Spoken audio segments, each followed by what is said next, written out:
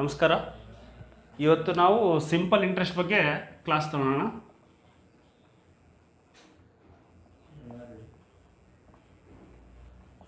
Simple interest ಅಂತಂದರೆ ಏನು ಅಂತಂದರೆ, ನಾವು ತಗೊಳ್ತಕ್ಕಂಥ ಒಂದು ಯಾವುದೋ ಅಸಲು ಹಣಕ್ಕೆ ಬಡ್ಡಿ ಅಂತಂದು ಏನು ಕಟ್ತೀವಲ್ಲ, ಆ ಬಡ್ಡಿ ಏಕರೂಪವಾದ ಬಡ್ಡಿಯನ್ನು ಏನು ಕೊಡ್ತೀವಲ್ಲ ಅದಕ್ಕೆ ನಾವು ಸಿಂಪಲ್ ಇಂಟ್ರೆಸ್ಟ್ ಅಂತ ಕರಿತೀವಿ. ಸಿಂಪಲ್ ಇಂಟ್ರೆಸ್ಟ್ ಕಂಡುಹಿಡಿಯಬೇಕಾದ್ರೆ ಇಲ್ಲಿ ಕೆಲವೊಂದಿಷ್ಟು ಅಬ್ರಿವೇಷನ್ಸ್ ಬರ್ತವೆ. ಮೊದಲು ಐ ಅಂತಂದರೆ ಇಂಟ್ರೆಸ್ಟ್, ಓಕೆ. ಪಿ ಅಂತಂದರೆ principal amount.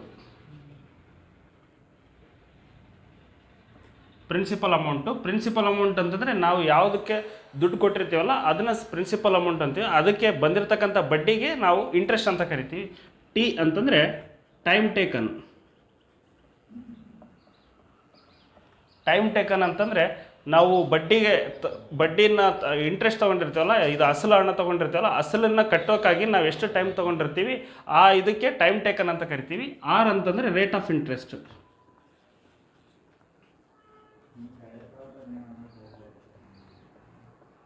Rate of interest ಯಾವಾಗಲೂ ಪರ್ಸೆಂಟೇಜಲ್ಲಿ ಇರುತ್ತೆ.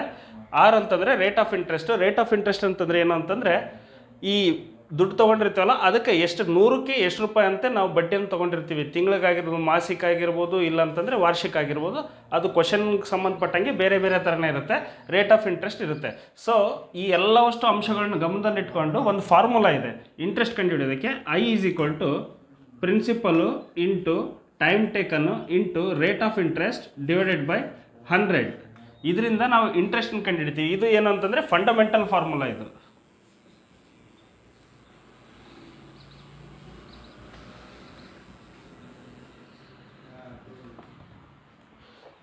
I is equal to P T R by 100 ಅನ್ನೋದು ಸಿಂಪಲ್ ಇಂಟ್ರೆಸ್ಟಿಗೆ ಸಂಬಂಧಪಟ್ಟಂಗೆ ಒಂದು ಫಂಡಮೆಂಟಲ್ ಫಾರ್ಮುಲಾ. ಇದರಿಂದ ಕೆಲವೊಂದಿಷ್ಟು ಡೆರಿವೇಟಿವ್ಸ್ ಮಾಡ್ತೀವಿ ನಾವು. ಏನೇನು ಮಾಡ್ತೀವಿ ಅಂತಂದರೆ, ಪ್ರಿನ್ಸಿಪಲ್ ಕಂಡುಹಿಡಿಯೋಕ್ಕಾಗಿ ಐ ಇಂಟು 100 ಅಂದರೆ ಇಲ್ಲಿ ಪಿ ಐತಲ್ಲ, ಪಿ ಇದ್ದದಕ್ಕೆ ಈ 100 ಇದ್ದದ್ದು ಈ ಕಡೆ ಹೋಗಿತ್ತು ಅಂದರೆ ಐ ಇಂಟು 100 ಆಗುತ್ತೆ. ಸೊ ಈ ಪಿ ಉಳಿತು ಅಂತಂದರೆ ಮಿಕ್ಕಿದ್ದೇನಿದೆ ಅದು time taken into rate of interest. ಇದು ಒಂದು ಫಾರ್ಮುಲಾ ಆಗುತ್ತೆ. ಅದೇ ರೀತಿಯಾಗಿ ಈಗ ಸಪೋಸು ಟೈಮ್ ಟೇಕನ್ ಬೇಕಾಗಿತ್ತು ಅಂತಂದರೆ I into 100 divided by P into R ಆಗುತ್ತೆ. ಅದೇ ರೀತಿಯಾಗಿ ಆರ್ ಕಂಡುಹಿಡಿಬೇಕಾಗಿತ್ತು ಅಂತಂದರೆ I into 100 divided by P into T. So ಇವು ಮೂರು ಡೆರಿವೇಟಿವ್ ಫಾರ್ಮುಲಾ. ಅಂದರೆ ಈ ಫಾರ್ಮುಲಾನೇ ನಾವು ಇಂಟರ್ಚೇಂಜ್ ಮಾಡಿ ಯಾವುದಕ್ಕೆ ಏನೇನು ಕಂಡುಹಿಡಿಬೇಕಾಗುತ್ತಲ್ಲ ಅದಕ್ಕೆ ಸಂಬಂಧಪಟ್ಟಂಗೆ ನಾವು ಚೇಂಜ್ ಮಾಡ್ಕೊತಾ ಹೋಗ್ತೀವಿ. ಸೊ ಇದಿಷ್ಟು ವೆರಿ ವೆರಿ ಇಂಪಾರ್ಟೆಂಟ್. ಏನಂತಂದರೆ I is equal to P T R by 100 ಏನೈತಿ, ನಾವು ಕ್ವಶನ್ನ ಯಾವಾಗಲಿ ನಾವು ಕ್ವಶನ್ ಮಾಡ್ಕೋಬೇಕಾದಾಗ ಕ್ವಶನ್ ಅಂಡರ್ಸ್ಟ್ಯಾಂಡ್ ಮಾಡ್ಕೊಂಡು ಅನಲೈಸ್ ಮಾಡಿಕೊಂಡು ಏನೇನು ಕೊಟ್ಟಿದ್ದಾರೆ, ಏನು ಕಂಡುಹಿಡಬೇಕು ಅದಕ್ಕೆ ಸಂಬಂಧಪಟ್ಟಂಗೆ ನಾವು ಫಾರ್ಮುಲಾ ಹಾಕ್ಕೊಂಡು ಕ್ಯಾಲ್ಕುಲೇಷನ್ ಮಾಡಬೇಕು. ಆ ಥರ ಕ್ಯಾಲ್ಕುಲೇಷನ್ ಮಾಡೋದ್ರಿಂದ ಸ್ವಲ್ಪ ಈಸಿಯಾಗಿ ಹೋಗುತ್ತೆ.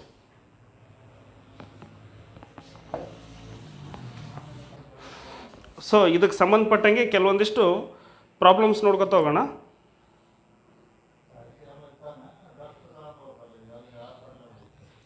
A sum of money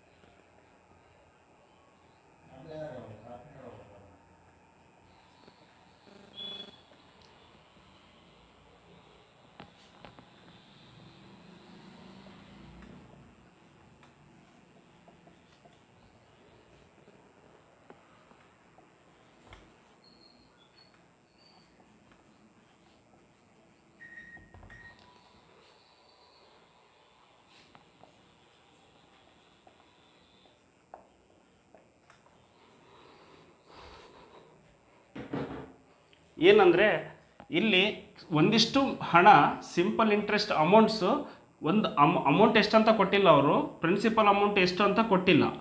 okay. So ಅದು ಏನಾಗುತ್ತೆ, ಬಡ್ಡಿ ಮತ್ತು ಅಸಲು ಎರಡು ಸೇರಿಸಿ 815 ಆಗುತ್ತೆ. ಯಾವಾಗ 3 ವರ್ಷ ಆದ ನಂತರ ಟೈಮ್ ಟೇಕನ್ನು 3 ವರ್ಷ ಆದರೆ ಎಷ್ಟಾಗುತ್ತೆ, 815 ಆಗುತ್ತೆ. ಯಾವುದು ಪ್ರಿನ್ಸಿಪಲ್ ಪ್ಲಸ್ ಇಂಟ್ರೆಸ್ಟು ಸೇರಿಸಿ 815 ಆಗುತ್ತೆ. ಅದೇ ಅಮೌಂಟು 4 ವರ್ಷ ಬಿಟ್ಟರೆ 854 ಆಗುತ್ತೆ. ಆಫ್ಟರ್ 4 ಇಯರ್ಸು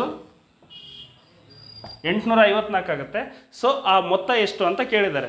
ಈಗ ಫಸ್ಟು 4 ವರ್ಷಕ್ಕೆ 854 ಆಗ್ಯದ, 3 ವರ್ಷಕ್ಕೆ 815 ಆಗ್ಯದ ಅಂತಂದರೆ ನಾವೇನು ಮಾಡಬೇಕು, 1 ವರ್ಷದ ಇಂಟ್ರೆಸ್ಟ್ ಕಂಡುಹಿಡಿಬೇಕು ಅಂತಂದರೆ 4 ವರ್ಷದೊಳಗೆ 3 ವರ್ಷದ ಇಂಟ್ರೆಸ್ಟ್ ಏನು ಕಳಿತೀವಲ್ಲ, ಕಳೆದ್ರೆ ಬರ್ತಕ್ಕಂಥದ್ದು ಈಗ 4 ಇಯರ್ಸಲ್ಲಿ ಎಷ್ಟಿತ್ತು ಅದರಲ್ಲಿ 3 ಇಯರ್ಸಿಗೆ ಎಷ್ಟಾಗಿದೆ ಟೋಟಲ್ ಅಮೌಂಟು ಅದನ್ನು ಮೈನಸ್ ಮಾಡಿದರೆ ಇಂಟ್ರೆಸ್ಟ್ ಬರುತ್ತೆ. ಸೊ 854 ಮೈನಸ್ 815 ಮಾಡಿದ್ವಿ ಅಂತಂದರೆ 14ರಲ್ಲಿ 5 ಹೋದರೆ 9,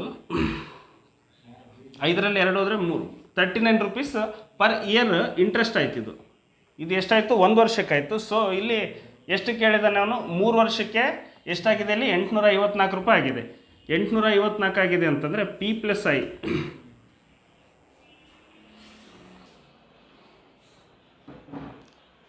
ಸೊ 4 ವರ್ಷಕ್ಕೆ 854 ರೂಪಾಯಿ ಐತಿ, 3 ವರ್ಷಕ್ಕೆ 815 ರೂಪಾಯಿ. ಸೊ 1 ವರ್ಷಕ್ಕೆ ಎಷ್ಟಾಯಿತು, 39 ರೂಪಾಯಿ ಉಳಿತು. ಅದೇ ರೀತಿಯಾಗಿ ಈಗ 39 ರೂಪಾಯಿ ಎಷ್ಟು 1 ವರ್ಷಕ್ಕೆ ಆಯಿತು. ಈಗ ನಮ್ಗೆ 3 ವರ್ಷದ ಬೇಕು, 39 ಇಂಟು 3 ಮಾಡೋಣ, 9 3 27, 117 ರೂಪಾಯಿ ಏನಾಯಿತು ಟೋಟಲ್ಲು 1 ವರ್ಷದ ಇಂಟ್ರೆಸ್ಟ್ ಆಯಿತು. ಇದು 3 ವರ್ಷದ ಇಂಟ್ರೆಸ್ಟ್ ಆಯಿತು 117 ರೂಪಾಯಿ. ಸೊ 819, ಈಗ ಟೋಟಲ್ ಅಮೌಂಟ್ ಎಷ್ಟಿದೆ, ಇದು 815 ರೂಪಾಯಿ. ನಾವೇನಂದ್ವಿ, P plus I is equal to total amount ಐತಲ್ಲ ಅದು ಎಷ್ಟು ಕೊಟ್ಟಿದ್ದಾರೆ, 815 ಕೊಟ್ಟಿದ್ದಾರೆ. ಇದರಲ್ಲಿ ನಾವು ಇಂಟ್ರೆಸ್ಟನ್ನು ಇಲ್ಲಿ ಕಂಡುಹಿಡ್ಕೊಂಡಿದ್ದೀವಿ. ಐ ಈಸ್ ಈಕ್ವಲ್ ಟು 107 ಕಂಡುಹಿಡಿದೀವಿ. ಪ್ರಿನ್ಸಿಪಲ್ ಅಮೌಂಟ್ ಬೇಕಂದರೆ 815 ಮೈನಸ್ 117 ಮಾಡಿದ್ದೀವಿ ಅಂತಂದರೆ ಎಷ್ಟಾಗುತ್ತೆ,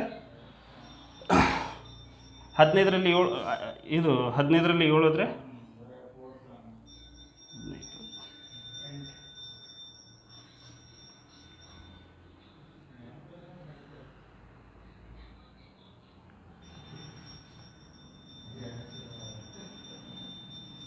698 ಕರೆಕ್ಟಾ. ಈ 698 ರೂಪೀಸ್ ಅಲ್ಲಿ ಪ್ರಿನ್ಸಿಪಲ್ ಅಮೌಂಟ್, ಟೋಟಲ್ ಅವನು ತೊಗೊಂಡಂಥ ಅಮೌಂಟ್ ಎಷ್ಟು ಅಂತಂದರೆ 698 ಅನ್ನೋದು ಆಪ್ಷನ್ ಸಿ ಐತಿ. So 698 correct answer.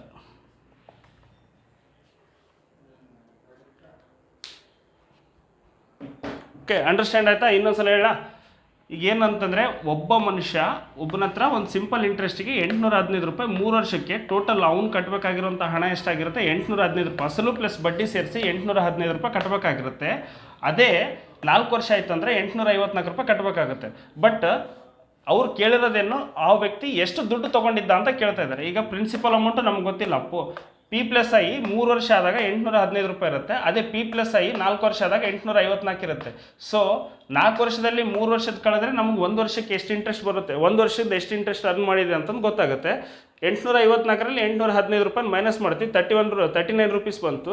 ಅದನ್ನು 3 ವರ್ಷಕ್ಕೆ ಮಾಡಿದರೆ 117 ರೂಪಾಯಿ ಇಂಟ್ರೆಸ್ಟ್ ಬಂತು. ನಮ್ಮದು ಅಸಲು ಪ್ಲಸ್ ಬಡ್ಡಿ ಸೇರಿಸಿದರೆ ಟೋಟಲ್ ಒಟ್ಟು ಮೊತ್ತ ಆಗುತ್ತೆ. ಸೊ ನಮಗೇನು ಬೇಕು, ಅಸಲು ಬೇಕು. ಅಸಲು ಬೇಕಂತಂದರೆ ಬಡ್ಡಿ ಇದ್ದದ್ದು ಒಟ್ಟು ಮೊತ್ತದಲ್ಲಿ ಬಡ್ಡಿನ ಕಳೆದ್ವಿ ಅಂತಂದರೆ ಎಷ್ಟು ಅಮೌಂಟ್ ಬರುತ್ತೆ ಅಷ್ಟು ಅಮೌಂಟು ನಮ್ಗೆ ಬರ್ತಕ್ಕಂಥ ಒಟ್ಟು ಮೊತ್ತ 698 ರೂಪಾಯಿ ಸರಿಯಾದ ಉತ್ತರ. ಪೋಸ್ ಮಾಡಿ.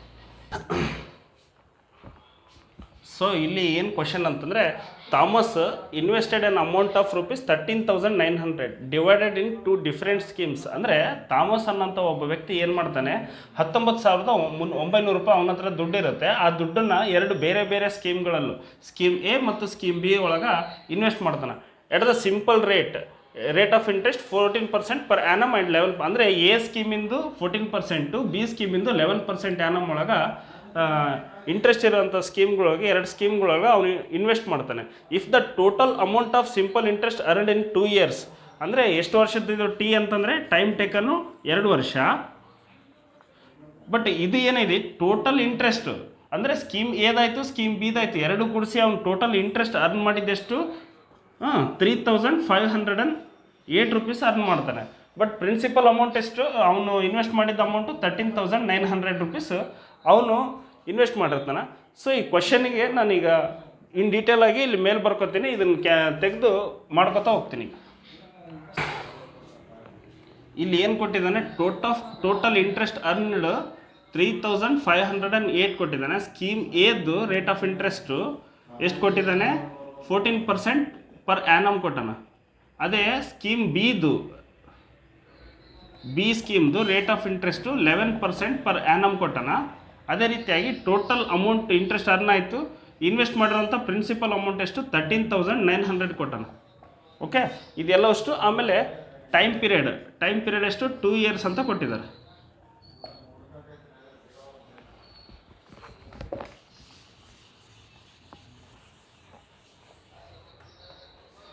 ಸೊ ನಮಗೆ ಈಗೇನು ಅಂತಂದರೆ ಎದಲ್ಲಿ ಎಷ್ಟು ಇನ್ವೆಸ್ಟ್ ಮಾಡಿದ್ದಾನೆ, ಬಿದಲ್ಲಿ ಎಷ್ಟು ಇನ್ವೆಸ್ಟ್ ಮಾಡಿದ್ದಾನೆ ಅಂತ ಟೋಟಲ್ಲು ಎ ಪ್ಲಸ್ ಬಿ ಸೇರಿಸಿ ಇನ್ವೆಸ್ಟ್ ಮಾಡಿರೋದು ಎರಡು ಕೂಡಿಸಿ 13,900 ಐತಿ. ಇದು ಇಂಟ್ರೆಸ್ಟ್ ಅರ್ನ್ ಆಗಿದ್ದು ಕೂಡ ಎಷ್ಟಿದೆ 3,508. ಎ ಪ್ಲಸ್ ಬಿ ಎರಡು ಕೂಡಿಸೈತಿ. ಸೊ ನಾವು ಒಂದನ್ನು ಅಜ್ಯೂಮ್ ಮಾಡ್ಕೊಂಡು let the amount invested in a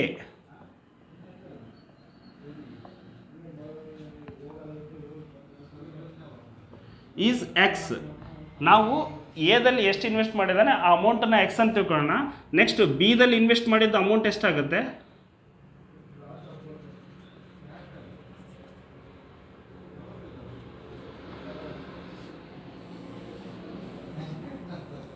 ಬಿದಲ್ಲಿ invest ಮಾಡಿದ್ದು ಅಂದರೆ ಎಕ್ಸ್ ಅಂತ ಎಷ್ಟಿದೆಯಲ್ಲ 13,900 ಎಕ್ಸ್ ಎಷ್ಟು ಹೋಗುತ್ತೋ ಅಷ್ಟು ಉಳಿದಿದ್ದು ಬಿದಲ್ಲಿ ಇನ್ವೆಸ್ಟ್ ಮಾಡಿರ್ತಾನೆ. ಓಕೆ, ಇದು ಇಷ್ಟ ಆಯಿತು. ಈಗ ಸೊ ನಾವು ಫಸ್ಟು ಐ ಕೊಟ್ಟಿದ್ದಾರೆ ಅಂತಂದರೆ ಪ್ರಿನ್ಸಿಪಲ್ ಅಮೌಂಟು ಎಷ್ಟಿದೆ ಐ ಕೊಟ್ಟಾದಮೇಲೆ ಎರಡ್ರದ್ದು ಐ ಕೊಟ್ಟಿದ್ದಾನೆ. ಎರಡ್ರದ್ದು ಐ ಅಂತಂದರೆ ಇದ್ರದ್ದೊಂದು ಬೇರೆ ಕಂಡಿಡ್ಕೋಬೇಕು. ಫಸ್ಟು ಎದು ಐ ಕಂಡಿಡ್ಕೊಳ್ಳೋಣ. I is equal to I1 plus I2. Okay, IA plus IB ಅಂದ್ಕೊಳ್ಳೋಣ. ಸೊ ಎದು ಇಂಟ್ರೆಸ್ಟ್ ಏನಾಗುತ್ತೆ, I is equal to invest ಮಾಡಿದ್ದ ಅಮೌಂಟ್ ಎಷ್ಟು x principal amount plus T ಅಂತಂದರೆ 2 years. Rate of interest 14% divided by 100 ಆಯಿತು. ಇದು I ಎದಾಯಿತು. ಅದೇ ರೀತಿಯಾಗಿ ಐ ಬಿದು ಎಕ್ಸ್ ಮೈನಸ್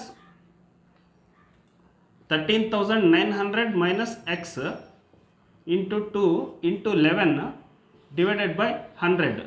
ಈಗ ಐ ಎ ಐ ಬಿ ಎರಡನ್ನೂ ಟೋಟಲ್ ಮಾಡಿದ್ವಿ ಅಂತಂದರೆ ಐ ಬರುತ್ತೆ ನಮ್ಗೆ. ಐ ಎಷ್ಟಿದೆ 3,508 ಇದೆ.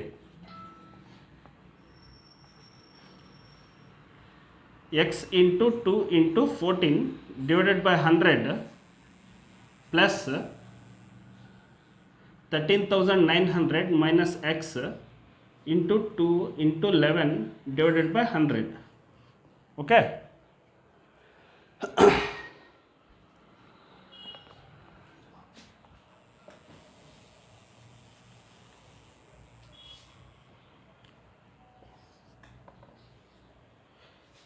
ಈಗ ಎರಡಕ್ಕೂ ಎಲ್ ಸಿ ಎಮ್ ತೆಗೆದ್ರೆ 100 ಬರುತ್ತೆ. 100 ಈ ಕಡೆ ತೊಗೊಂಡ್ವಿ ಅಂತಂದರೆ 3508 into 100 is equal to 14 28x ಆಗುತ್ತೆ.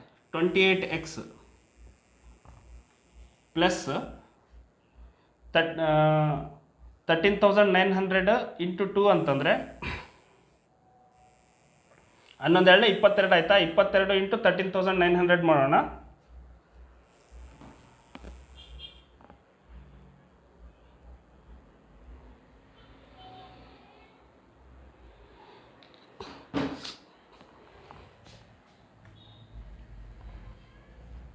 ಓಕೆ, 28x ಪ್ಲಸ್ 13,900 ಇಂಟು 22 ಮತ್ತು ಮೈನಸ್ 22x ಆಯಿತು. ಓಕೆ, ಇದನ್ನು ಈ ಕಡೆ ತೊಗೊಂಡ್ವಿ ಅಂತಂದರೆ 35,0800 ಮೈನಸ್ ಇದಕ್ಕಿದು ಮಲ್ಟಿಪ್ಲೈ ಮಾಡೋಣ, ಇಷ್ಟಾಗುತ್ತೆ.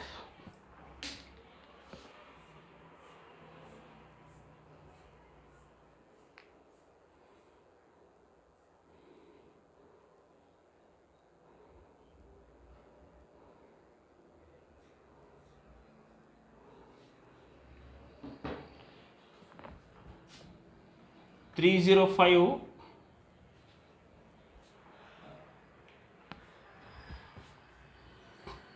ಈಸ್ ಈಕ್ವಲ್ ಟು 28xನಾಗ 22x ಹೋದರೆ 6x ಉಳಿತು.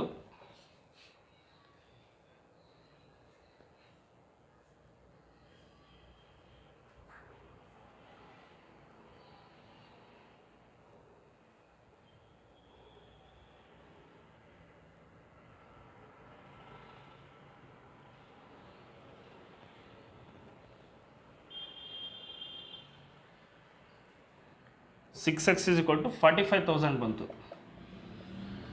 is equal to 6x. ಅದೇ x ಆಯಿತು ಅಂತಂದರೆ 45,000 ಡಿವೈಡೆಡ್ ಬೈ 6.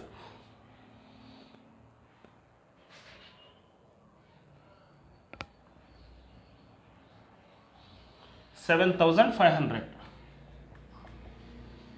6 ಒಂದಲೇ 6, 6 ಏಳಲೆ 42, 6 ಐದಲೇ 30. So 7,500 answer 7,500.